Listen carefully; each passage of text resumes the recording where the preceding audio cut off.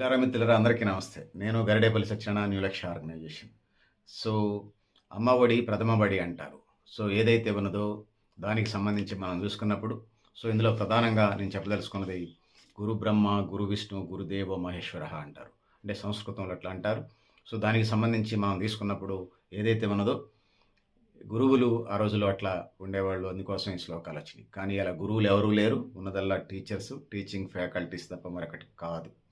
So, విద్యార్థులకు సంబంధించి మానసిక, శారీరక మార్పులు తీసుకొచ్చే ఒక సోషల్ ఇంజినీరింగ్ చేసేటువంటి వాళ్ళు ఉపాధ్యాయులు. సమాజంలో 100కి 90% మంది పిల్లలు వాళ్ళ ఫోకస్ ఇతర అంశాల మీద ఉంటది. వాళ్ళని స్టడీ మీదకి, ముఖ్యంగా జీవితం మీదకి, కెరీర్ మీదకి తీసుకొచ్చి పెట్టేటువంటి వాళ్ళు ఉపాధ్యాయులు అని మనం చెప్పొచ్చు. గురువులనే మాట ఒట్టి మాట ఇప్పుడు గురువులు ఎవరూ లేరని వినపడుతున్నటువంటిది. అందుకోసం నేను అంటలే. అందుకోసం గురువులనే మాటకి రావట్లే. ఇయాల ప్రభుత్వ విద్య, ప్రైవేటు విద్య అనేది మనకి ప్రధానంగా వినపడుతుంది. దేశవ్యాప్తంగా 1,00,00,000 మందికి పైగా ఉపాధ్యాయులు పనిచేస్తున్నారు. 25 కోట్ల మంది పిల్లలు, విద్యార్థులు ప్రభుత్వ, ప్రైవేటు రంగాల్లో చదువుకుంటా ఉన్నారు. రాష్ట్రంలో దాదాపు 17 లక్షల మంది చదువుకుంటున్నట్టుగా మనకు అర్థమవుతా ఉన్నది. తెలంగాణలో, ఆంధ్రప్రదేశ్‌లో ఆడొక 17 లక్షలు, ఈడొక 20 లక్షలు అట్లా చదువుకుంటున్న పరిస్థితి మనం చూస్తా ఉన్నాం. వాళ్ళందరికీ అంగన్వాడీ సెంటర్లు, ప్రీ ప్రైమరీ, అంగన్వాడీ, ప్రాథమికోన్నత, సెకండరీ పాఠశాలలో చదువుకుంటున్నారు. గిరిజన వికాస స్కూల్సు, ట్రైబల్ స్కూల్సు, ఏకలవ్య, గురుకుల, మోడలు, ఆదర్శ ఇలా రకరకాల పేర్లతో చదువుకుంటా ఉన్నారు పిల్లలు. చదువుకునే వయసే కాబట్టి నాలెడ్జ్ పెరుగుతుంది. దాని తర్వాత ఇంటర్మీడియట్‌కి వస్తా ఉన్నారు. ఇంటర్మీడియట్ బోర్డు ఉన్నది దానికి సంబంధించి. ఇంటర్మీడియట్ విద్య కూడా ఇవాళ చాలా కాస్ట్లీ అయిపోయింది. ఐఐటీలు, నీట్లు, ఎంసెట్‌లు అయిపోయింది. అదంతా ప్రైవేట్ రంగానికి చెప్పకనే చెప్పిగా అప్పగించినట్టుగా మనకు చెప్తుంది. ప్రైవేట్ రంగానికి అప్పజెప్పారు ఇంటర్మీడియట్ విద్య అనేది చెప్పక తప్పదు. ఇంటర్మీడియట్ విద్యకు సంబంధించి అట్లా ఉన్నది. మార్కులంటే సైన్స్ చదువు అంటే సైన్సు, మార్కులంటే ఆ గ్రూప్‌లలో వచ్చినదే. శాలరీ అంటే సంవత్సరానికి కనీసం రూ. 1,00,00,000, 50,00,000, 2,00,00,000 అవే శాలరీలుగా. మరి ఇది పరిస్థితి. ఒక్కొక్కళ్ళ టాలెంట్ ఒక్కొక్క విధంగా ఉంటుంది. అందరూ రూ. 1,00,00,000 వస్తాయి. ఎవడినో ఒక్కడిని చూపించి అందరూ అట్లనే ఉండాలని అట్లా డొల్లించుకుంటూ పోతా ఉన్నారు కొన్ని జీవితాలకు సంబంధించి. ఇక ప్రభుత్వ విద్యారంగం నిర్వీర్యం కావటానికి ప్రధానమైన కారణం మనం గత వీడియోస్‌లో మనం చెప్పుకుంటూనే వచ్చాం. దానికి సంబంధించినటువంటి ఎక్స్‌పర్ట్స్‌తోని కూడా మాట్లాడిపించుకుంటూ వచ్చాం. మనం మొదటి నుంచి చెప్తున్నాం. ప్రధానంగా ఖాళీగా ఉన్నటువంటి టీచర్ పోస్టులు, కాలేజీలో లెక్చరర్ పోస్టులు, యూనివర్సిటీలో professor, assistant professor, associate professor పోస్టులు, teaching faculty KG to PG నింపేయాలనేది ఇలా మనం ప్రధానంగా అడుగుతా ఉన్నాం. దాంతో పాటు నాన్ టీచింగ్ స్టాఫ్‌ని కూడా ఎల్‌డీసీలు, యూడీసీల దగ్గర నుంచి ఇవన్నీ నింపాల్సిన అవసరం అయితే ఉన్నది. అన్ని కంప్యూటర్ ఆపరేటర్ల దగ్గర. దాంతో పాటు త్రాగునీటి వసతి, అదేవిధంగా వాష్‌రూములు ఏర్పాటు చేయాలి. అదేవిధంగా mid day meals quality food పెట్టాలి. ఆ విధంగా ముందుకు పోవాల్సిన అవసరం ఉంది. లైబ్రరీ పెట్టాలి. అదేవిధంగా గేమ్స్ అండ్ స్పోర్ట్స్ క్లాస్ పెట్టాలి. ఖాళీగా ఉన్న ఫిజికల్ డైరెక్టర్, పీడీలు, పీఈటీ పోస్టులు నింపాలి. అదేవిధంగా క్రీడా స్థలాలు ఉండాలి. Cultural activities, art and drawing, craft వాటికి సంబంధించినటువంటి అంశాలను కూడా ఆయా టీచర్స్ నింపేటువంటి ప్రయత్నం చేయాలి. ఆ విధంగా ముందుకు పోవాల్సినటువంటి అవసరం అయితే ఉన్నది. ఆ వైపుగా పోతున్నట్టుగా మనకు అనిపించదు. ఇది పరిస్థితి పెద్దలారా, మిత్రులారా. ఇక 10వ తరగతి ఇంగ్లీష్ మీడియం అనేది చాలా ప్రధానమైంది. English medium 100% need. వాళ్ళని ఇంగ్లీష్ మీడియం విద్య వైపు మళ్ళించకుండా కేవలం టెట్ పాస్ కావాలని 2 సంవత్సరాలకి రిటైర్మెంట్ ఆడుకో టెట్ పాస్ కావాలని పెడతాంది. ఇదేమి రూలో అర్థం కాదు. రేత్రి చీకటిలో బాణాలు వదిలినట్టుగానే ఉంటుంది ప్రభుత్వ విద్యా విధానానికి సంబంధించి. టెట్ ప్రధానం కాదు, ఇంగ్లీష్ మీడియం విద్య ప్రధానం. వాళ్ళు 2 ఏళ్లలోనో 5 ఏళ్ళలో రిటైర్డ్ అయ్యే వాళ్ళ మీద మీ టార్గెట్లు ఏంది? ఆ వయసులో 55 ఏళ్ళు, 58 ఏళ్ళు ఉన్నోళ్ళు చదువుకుంటే గుర్తుంటుందా? వాళ్ళ టెట్ యంగస్టర్స్‌తో కలిసి కొట్టలేస్తారా? అదంతా అయ్యేదేనా? రిటైర్డ్ అయ్యే వాళ్ళ మీద వీళ్ళ ప్రయోగాలు ఏంటో అర్థం కాదు. పెద్దలారా, మిత్రులారా, నేనేం చెప్తున్నానంటే చీకటిలో బాణాలు వేస్తున్నారు. ఎటు పోతుందో వాళ్ళకే తెలియట్లా. ఇంగ్లీష్ మీడియం విద్య, 10వ తరగతి పరీక్ష ఫలితాలు, ఇంటర్మీడియట్ రిజల్ట్స్, కెరియర్ ప్లానింగ్ సంబంధించినటువంటి కోర్సులు తీసుకురావాల్సిన అవసరం అయితే ఉన్నది. అది కాకుండా టెట్ ఖచ్చితంగా పాస్ కావాలని ఎజెండా పెడతా ఉన్నారు. మరి ఎటువైపు తీసుకుపోతారు?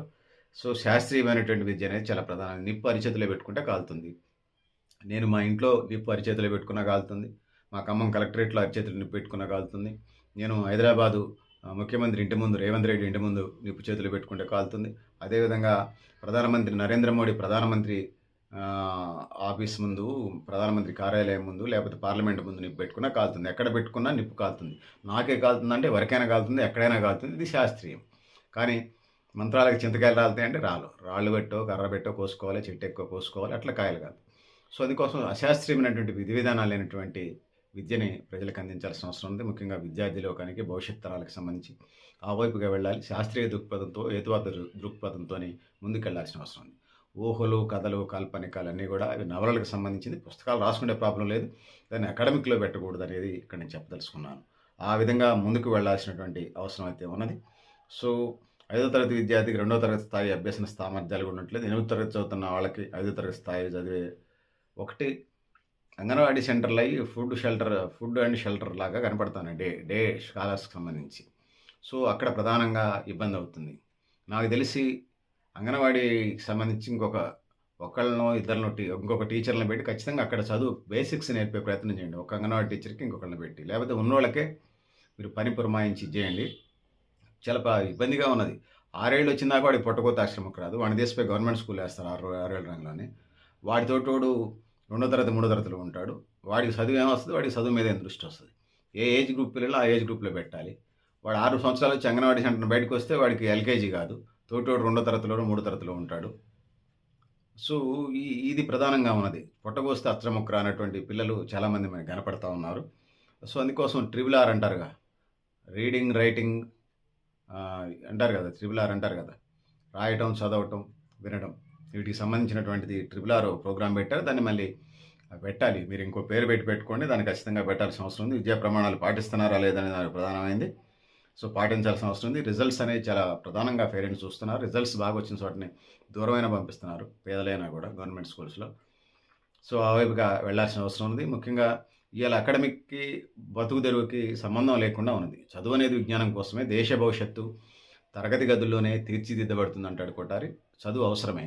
కానీ ఏ చదువు అనేది మనకి ఇలా ప్రశ్నార్థకంగా ఉన్న పరిస్థితిని మనం చూస్తా ఉన్నాం. సో, వృత్తి విద్యా కోర్సులు పెట్టి ముఖ్యంగా వాళ్ళ కెరియర్ వైపు మళ్ళించాల్సినటువంటి అవసరం అయితే ఇలా ఎంతైనా ఉన్నదనేది మనం చెప్పుకోవచ్చు. పరీక్షలు 4 రోజులు, సెమిస్టర్‌లు పెడతా ఉన్నారు. ఉన్న బుక్‌నే 2 పార్ట్‌లు చేసి సెమిస్టర్‌లు పెడతా ఉన్నారు. 10 చాప్టర్‌లు ఉంటే 5 చాప్టర్‌లు 5 రోజులు 10 క్వెషన్‌లు చదువుకొని రాసేస్తా ఉన్నారు. లేకపోతే సప్లిమెంటరీ రాస్తా ఉన్నారు. లెక్కలేనితనంగా ఉన్నది చదువంటే. అదే టెస్ట్ పేపర్‌లు, గైడ్‌లు చదువుకొని రాసే పరిస్థితి ఉంది. సో, ఎటువైపు వెళ్తున్నాం ఇంపార్టెంట్ క్వెషన్‌లు. మళ్ళీ వాళ్ళ సార్లే కాబట్టి పాస్ చేయరంట. పాస్ చేయకుండా ఉండడానికి ఛాన్స్ లేదనేది. సో, ఇయన్నీ పరిస్థితులు మనకు కనపడతా ఉన్నాయి. సో, పరీక్షలు విద్యార్థులకి నాకు తెలిసి ఒకాయన విదేశీ విద్య చదువుకున్నాడు. సంవత్సరం పొడుగుతా కొన్ని టెస్టులు జరుగుతా ఉంటే వాటిని అగ్రిగేట్ చేసి కామన్‌గా మార్కులు ఇస్తారు. ఇప్పుడేంది? కామన్ ఎగ్జామ్ రోజు వాడికేమైనా జ్వరం తగిలితే ఎగ్జామ్ రాయకపోతే వాడు ఫెయిల్. ఈ విద్యా విధానం మార్పు రావాల్సిందే. సో, కామన్ ఎగ్జామ్ ఒకవేళ రాయలేకపోయినా కూడా వీటిని బేస్ చేసుకొని విద్య ఉండాలి. ఆ వైపుకి అడుగులు పడాలి. సో, విద్యా ప్రమాణాలు పాటించాలి. ఆ విధంగా ముందుకు పోవాల్సిన అవసరం ఉందనేది ఈ సందర్భంగా తెలియజేస్తున్నాను. పెద్దలారా, మిత్రులారా, దేశాభివృద్ధికి ఎడ్యుకేషనే చాలా ప్రధానమైందనేది ఈ సందర్భంగా నేను తెలియజేస్తా ఉన్నాను. ఆ వైపుగా అడుగులు పడాలి. ఆ విధంగా ముందుకు పోవాల్సిన అవసరం కూడా ఎంతైనా ఉందని తెలియజేస్తా ఉన్నాను.